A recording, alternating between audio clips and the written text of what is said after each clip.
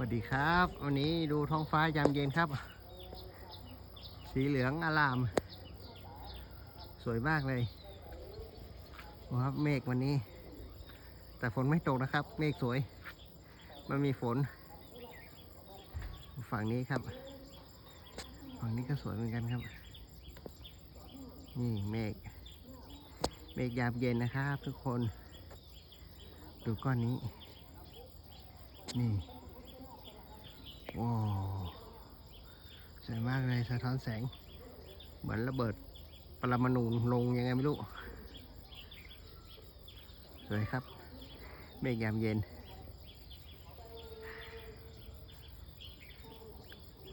นี่ครับท้องฟ้าอาจารย์ขึ้นแล้วนะครับมีครึ่งหนึ่งซูมไป